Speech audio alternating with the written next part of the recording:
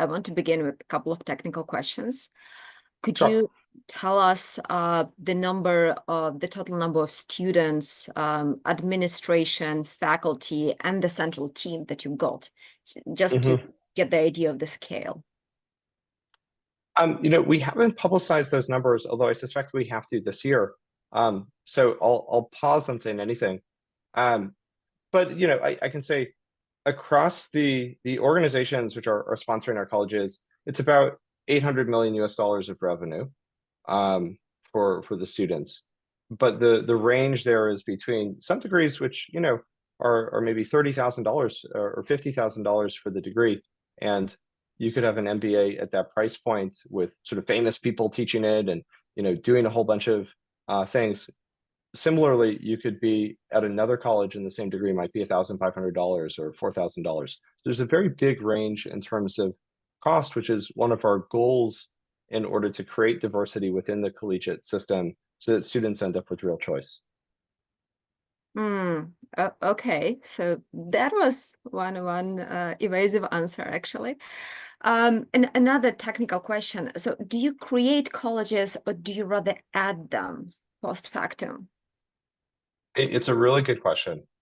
It is very technical, actually, probably more technical than you anticipate. And it can depend on the jurisdiction of the originating college as well. So the more conservative way to conceive of it is that there is a company in a jurisdiction, and that company sponsors the creation of a college at Woolf, which means the address of the college that they have sponsored is the Woolf address. The name of the college bears the name of the sponsor, and so they get the naming rights to the institution as part of their sponsorship agreement, and they get to propose faculty, propose curriculum, and propose students, but they don't get to decide what those are. Once they appoint members of the academic board at that college, it will then have to follow the bylaws of the overall higher education institution, in which the academic board has to make decisions such as admitting the students, confirming the admission standards. That is within the remit of their academic freedom as a college. They can't violate any of the institutional rules. So, for example, if they want to admit a master's degree student and the student doesn't have a bachelor's degree, they won't be able to actually sign the enrollment agreement because we'll prevent it unless the student goes through a separate process for recognition of life experience. So all said, the conservative approach is to say the colleges are integral to Woolf, and their address is the address of the central institution. They are sponsored by external organizations. Some jurisdictions have a more relaxed approach to this, and in those jurisdictions, the sponsoring company simply becomes the college. In all cases, the college is a digital entity, even if they propose to have, say, in-person teaching or something like this. So it's an important point that has to be navigated almost on a case-by-case basis. I see. So how would you delineate the areas of influence of Woolf as opposed to the owner organization of the college? So what Yep. do you control? What do they control? Well, it's required of the central institution to be able to exercise control. And that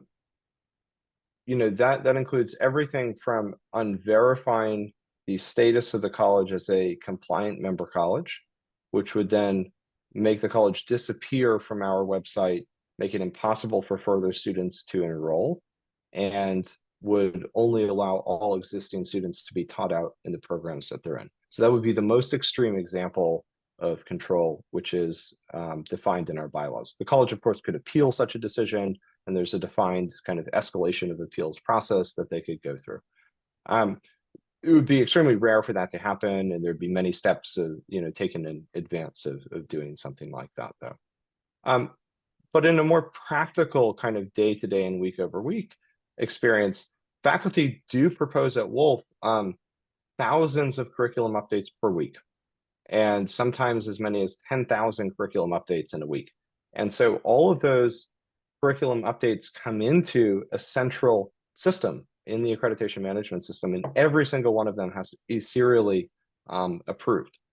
And if they are not approved, the teacher might assign them as part of the course, but they will not count as progress in that course. And so the student ultimately has to make progress in the course in order to make progress in their degree. And so there's a fairly high level of quality assurance. And to go a little bit into the weeds, I mean, we have sort of patented software around this, but it involves, for example, hash checking the approved resource as we have seen it versus at the moment of consumption, has it been modified, and has it been modified too much for us to continue the approval? And so, a teacher might send something to us.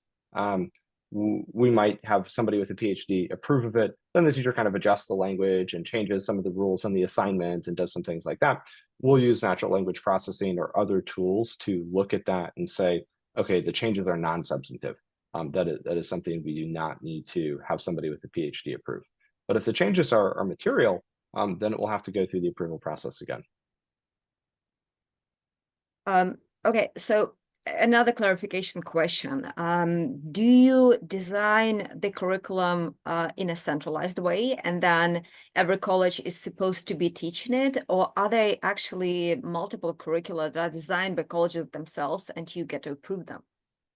Yep. So there are kind of two orders of approval. One is at the sort of license level of the degree. So take a master's degree in computer science.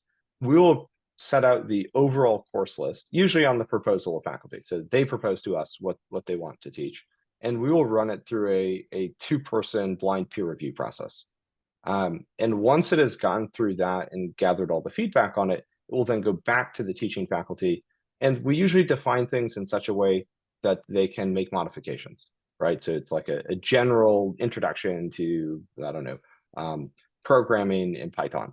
And so they will then fill that out in the way that they want to and teach it in the style that they want to. And the styles may vary from one-on-one teaching to 1 to 1,000 teaching, or one-on-one, highly automated teaching with quiz banks and a special custom-built development environment for students versus setting people up on more traditional environments. So there's a lot of kind of pedagogical diversity there.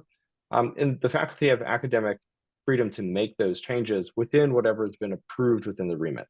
Anytime they start to exceed what's been approved within the kind of license level of the program, then it has to go through a modification process. And so we'll run it back through, double blind peer review on, okay, you want to add 5 new courses to this degree program and so on.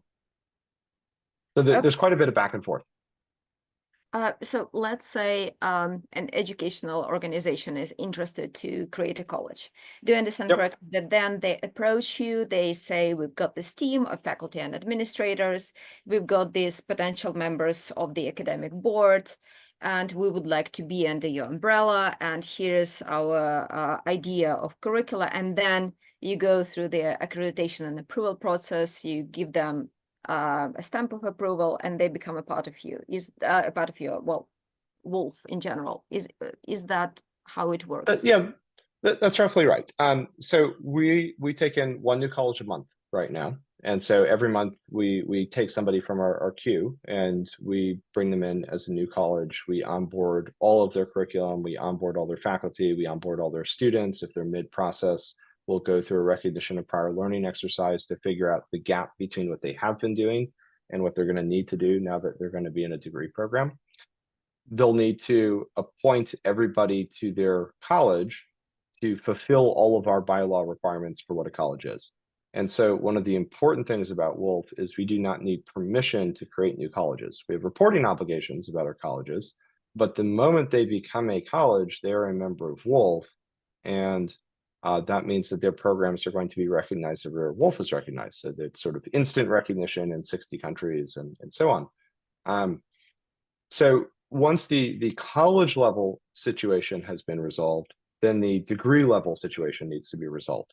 And if they want to teach something relatively standard, then we already have the licensing for that. And so it's a question of how much does their curriculum and what they're proposing for curriculum conform to our existing degree licenses, or is it totally novel? And so usually we can get a kind of 90% conformity or 50% conformity, and then we start working on the balance to resolve it.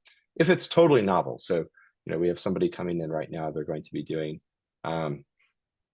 silicon chip design, and we've not had a master's degree in silicon chip design in the past, and so we will actually need to go and create a new electrical engineering degree in that space, and it will go through a full process from scratch with double-blind peer review and so on. We could try and shoehorn it into like some other degree in data science or something like this, but it's not sufficient overlap in terms of curriculum, and so they'll have to go through a whole new degree process. If they're coming in, it's just master's degree in computer science, it's very common, or bachelor's degree in computer science.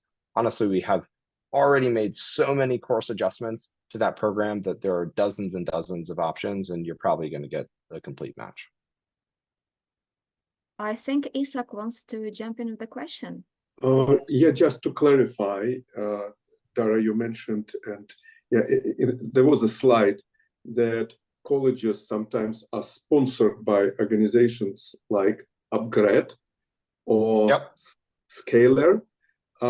These organizations, for-profit organizations, I think, that we have the full range of colleges. Some of them are nonprofit, some of them are for-profit. All of them have to sponsor something underneath. Very interesting. So, and these organizations like Upgrade or specifically Scalar, they sell courses or micro credentials. So when they sponsor the college, so the sponsorship of the college means that they now can stake these courses into the degree. Am I right that this is the main idea? For that kind of college, that's really important. So without going into specific numbers, they may have hundreds of thousands of students who are taking short programs, tens of thousands of students taking longer programs, and then the level of alignment between those longer programs and, say, a proposed master's degree is critical. And so the more alignment you can get between the longer programs and actual courses in the degree, the better. And so you can be tracking those students and building a record for them. And so in some cases, a student might consume and complete a third, 2/3 almost of a master's degree before deciding, what I've done, actually, I'd like to move into a full degree program. And so there might be gaps that they have to remediate. Maybe they didn't consume enough academic peer-reviewed literature, or different intended learning outcomes hadn't been met in their boot camp style work. But if they can remediate those, then they get all their credits. And so getting curriculum alignment at a granular level is very important in those kinds of relationships. That's different than, say, we have some organizations that come in and they're basically doing master's degrees in philosophy or PhDs and bioengineering or things like this. And it's just, they're already academic organizations. They just don't have accreditation. And so you're just layering on a quality assurance layer onto what is a very traditional set of programs. So, Dara, I will just my last question at this point. Please. So it's really interesting. It's interesting organizational and business model. So the college somewhere in Malta or in Lithuania, they want broader accreditation. They want to work with you as more or less quality improvement or quality assurance umbrella. And so they approach you, and that's kind of relationships. So you are not responsible for their economics. You do not support them directly. Quite vice versa, they send some money for you to be able to conduct this quality assurance. Gotcha.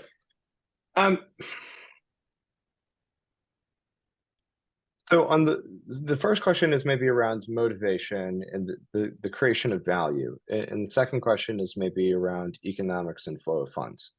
So on the motivation and creation of value side, it's an interesting observation that boot camps even exist. And, higher education economically is a $2 trillion annual spend by students growing to $3 trillion in the next, 5 to 10 years. So it's exponential growth driven largely by countries where the sort of GDP per capita and demographics are in that direction. And so if you've got a rising middle class and tens of millions of 18-year-olds like India, there's a national focus on getting people into tertiary education. So in that kind of environment, you just need universities to really be in touch with what the needs of industry are if you're in an employment-oriented organization, as opposed to just research to expand the horizon of human understanding, which is what some of our colleges do. And so, the existence of boot camps, which is maybe $280 billion a year or something like this, is this kind of gray middle space fulfilling a gap in what universities are able to do. And so the fact that universities aren't competent generally in many countries, 27,000 universities in the world, to just like exclude all the ones that you've ever heard of, and then the remaining kind of 25,000 universities that are teaching most students, they're just generally not competent to do those things. And so, for example, it is very common for Woolf to have students who are in a master's degree at a university, then enroll in one of our boot camps in parallel, because the master's degree that they're doing was just to get the degree, but they're not learning anything. And so in that kind of environment, we look at that and say, actually, there's a lot that's just very important to us as a university that's happening in this high innovation bootcamp space. What do we need to do to bring that within the ecosystem and bring it up to a level where it can be recognized? So rather than kind of playing in this gray space where you say, oh, I did a mastering AI course. Like, well, that was 3 days. The master's degree is 2,250 hours. And so I think getting quality assurance into that space can be very powerful, and it can release a lot of value for students because then they can be recognized for immigration. Like we have examples where students would complete a program before we got involved. They get offered a job at Google in Ireland, and then they wouldn't be able to get enough points on their visa because they just didn't have the degrees. Whereas if they did it with us, they would have the points. So those are important cases. The second one's around flow of funds. That one's more complicated, and it tends to be jurisdiction specific, and it tends to relate to a whole bunch of complicated things in our back end. So without going into it, there's some variation between our colleges in terms of when the college is when a company is sponsoring a college at Woolf that they put their name on, but the address of that college is our address. Then they become a service provider, like an online program management company to that college. They are not, the company involved is not an accredited institution. They're providing student recruitment services. They're proposing curriculum to that college. They're proposing teachers to that college, but they're certainly not an accredited institution. They're not an accredited college. The college, which is a constituent member of Woolf, is able to offer degrees because it's part of Woolf.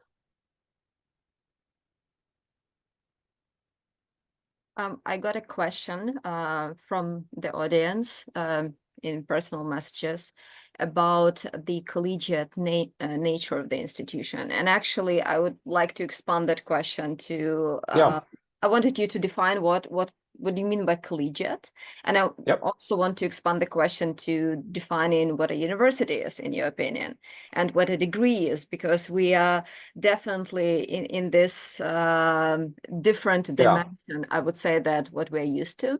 And just to give more context to where this question is coming from, the way we academics normally understand collegiate, and I think the way you understand it coming from Oxford, it's not just about consisting of colleges, it's also about collegiate decision-making. So does that play into the model of Woolf? Or is it something that's beyond it? Got it. So, I guess if we had to create a spectrum of collegiate universities, you might put Oxford and Cambridge at one end of the spectrum, and maybe University of London or University of California at the other end of the spectrum, with respect to the following criterion. Do you tell your mother upon admissions that you got into the university or into the college? And so, if you're admitted to St. John's or Christ Church at Oxford, you don't tell anybody you went to St. John's. You just say, I got into Oxford. Whereas if you go to Berkeley, you don't say, Mom, I got into the University of California. I got into the University of London. You only care about the college. And so Woolf has to balance those because on the one hand, we're extremely centralized with respect to quality assurance of our programs. And so we're more at the Oxford end of the spectrum. On the other hand, our colleges have a deep and direct relationship with their students. And so it's a little bit more like the University of London side. And so we have to navigate that in order to maintain the academic freedom of our colleges on the one hand, while maintaining the quality assurance standards of the institution on the other hand.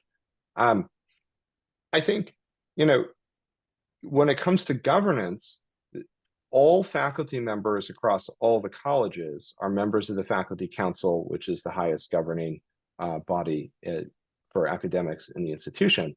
And so we have delayed the release of certain functions in the accreditation management system until we thought we had enough diversity in the system. So very early on, it was like we had a bunch of people from Harvard and Oxford doing stuff. And if we had launched it right then, it would have been very asymmetrical, like a big tree with one branch. And so we really wanted to get to a place where there was a diverse range of colleges, highly representative, before we introduced a kind of regular cadence of voting in the faculty council. And so one of those odd things about starting from zero and trying to build a global organization is that we have delayed, a kind of push to our faculty to say, you need to propose things for the faculty council.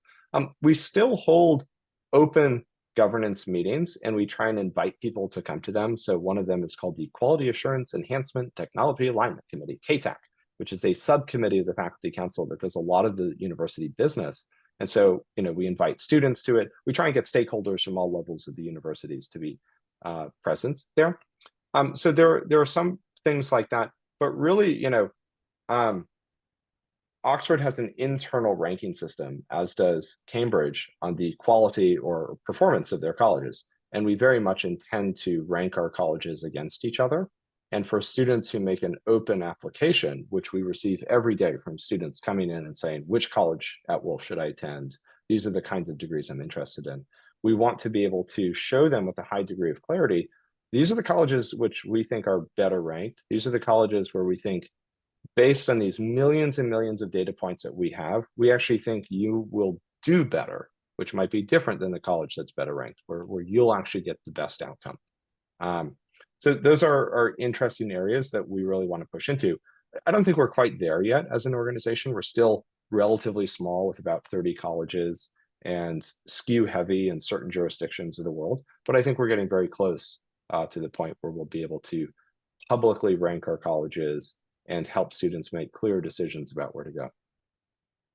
So now about the nature and your definition of the university. And I apologize for the length of my question, but I want to explain what I mean.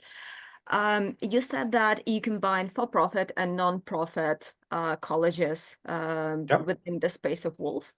And as far as I understand it, these two are fundamentally different because, well, for-profit colleges, first of all, they think about ROI differently than non-profit colleges because they are supposed to be spending as little as possible to educate every student to get as much as possible of profit. And then non-profit colleges would actually want to spend as much as possible for every student because they have a range of interests, which takes me to the next distinction. A non-profit institution is trying to pursue multiple goals. Some of them are contradicting. Like you do research, also you do education, you try to serve the wider community, you try to serve a student, you try to serve households. While for-profit colleges have it simple. They just want to get as much profit as they can. So how do you keep them under one roof? So taking a big step back, let's just look at how well are our universities doing. are nonprofit universities, the institutions that I truly love and have spent my entire career in. And I've been privileged to work at and study at and spend time at some of the top institutions in the world. Having spent material time at Dartmouth, Duke, neither of which I say much about, as well as Yale and Oxford, University of Edinburgh, KU Leuven. So just like a number of institutions that I've been really thrilled to participate in small and big ways. In general, the majority of faculty members at all British and all American universities are adjuncts earning less than the minimum wage. The average faculty member has a PhD and works at 2.5 institutions and earns less than the minimum wage. In general, the students are in debt. And so if you look at the unit economics of what's happening in a university, I'm standing at one end of the classroom. For that one class, which is one portion of that semester or term and one portion of that year, maybe there's 50,000 US dollars or 100,000 US dollars. As a faculty member, I'm going to earn somewhere between 2 and 5% of that.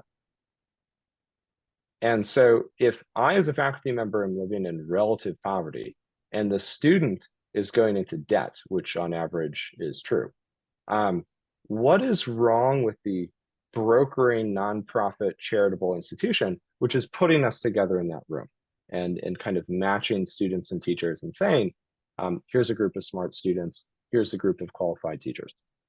So I think that's really worrying. It's not because they're malicious institutions, of course. They're just highly inefficient, that it leads to this catastrophic outcome for people. It's just really bad for students to have teachers in that position and to be going into debt. And it's really bad for teachers to have students who are going into debt and to be living in that condition.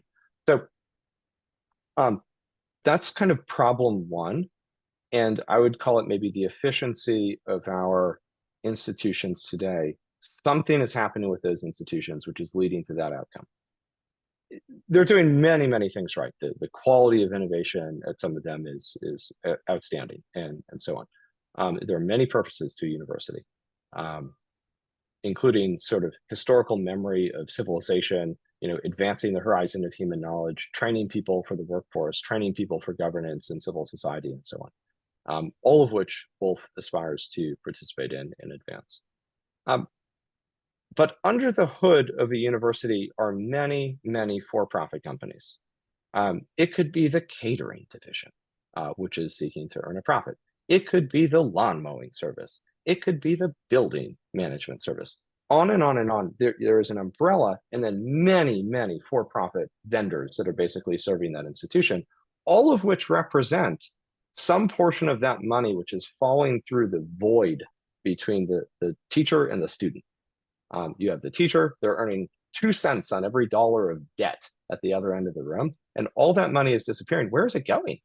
And so maybe it's just universities are incredibly bad at vendor management, but there is a long list of vendors that are under the hood. And then there's a long list of administrators, right? So administrators outnumber faculty members now at most modern universities. So those are some real challenges that exist in today's universities, adjunct teaching and student debt. And so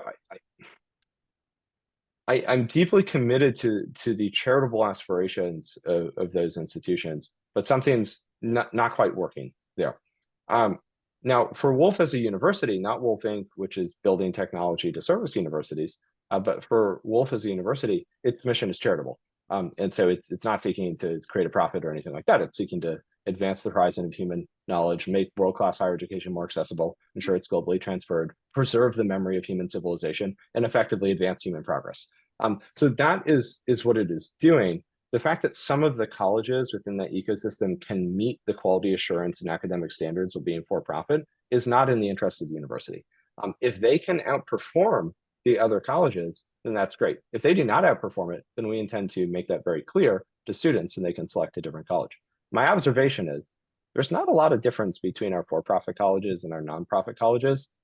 Our nonprofit colleges tend to be a little less efficient in the way they do things, a little less operationally capable.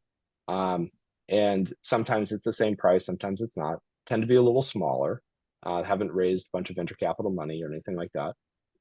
We don't work with the kinds of organizations, though, that raise a bunch of venture capital and then don't love their students.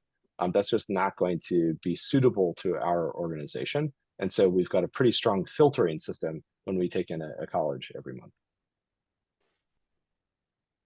So that face Isak is making is because he's got many more questions, but we only have 4 minutes left. I also have some questions coming into my inbox, which is for some reason what our listeners are doing today. But we are coming to the end of our conversation. So here's the question for you. We haven't talked about the global nature of Woolf that much today, but Yeah. If a traditional university, which is usually local, which is anchored actually in their locality, they might be internationalized, but they are never truly global because they exist within the boundaries of a specific jurisdiction and they're serving a specific state as one of their stakeholders. If they wanted to move closer to being truly global, what would you recommend they do? Well, everybody's somewhere. You can't get around that. And people live in specific places. They have a language. They have cultural assumptions. They have different job markets or different research aims that they need to pursue. And so ultimately, to be global is just to be local in a whole bunch of places. There are certain cosmopolitan things that you can facilitate when it comes to governance and so on. But when it comes to serving students really well, you need to understand the needs that students have locally. And so, there are ways to do that where you can hire local faculty and you can pursue local students, but you need to really dig in and you need to really understand what are the needs in that region. So one, area that we operate in is the Philippines. And so we just need to really understand what's going on with, the average person who wants to come into one of our degrees in the Philippines, or same for India. We really need to understand on a week over week basis, what are the latest regulatory changes in India and what are the major employers asking for students that are going through programs and what are students concerned about and so on. So you've got to really dig in locally, make sure you've got a lot of local counsel and a lot of local faculty members that are deeply embedded in those environments because they're going to have better understanding than we do. So at the Woolf level, we know that our colleges know more than we do about the jurisdictions in which we can operate. We benefit from an incredible vision of watching all these colleges perform in different places with different ways of getting into student environments and so on. We have employers giving degrees to their employees as a benefit. And, we're just a very wide range of colleges. And so we can advise our colleges on how to be more successful. And we do that very often. But, generally, their local knowledge outstrips ours. I'll try to sneak in one more question. So you've been classically trained. German philosophy, ancient Greek philosophy, it's just as scholarly and as meta as one can possibly get. And then you've pivoted to this role that is as much a business role as it is an academic role. Yeah. So how does one go about that? Well, look, when the University of Berlin was getting set up, which later turned into HU, University. these were serious scholars who were leaders in their field, who were thinking about what was going to be required to advance human civilization and enlightenment as they understood it. And I think that it's unfortunate if it is true that the job of philosophers is merely to describe the world. That's just intellectual history. And I think I was not willing to sit on the sidelines watching people who were scholars of other scholars. I would much rather be somebody who was acting on the basis of ideas than just describing other people who acted on the basis of ideas. So yeah, I made the switch. Okay, so may that be an inspiration for anyone who is a scholar but wants to do something about higher education at large. Thank you very much.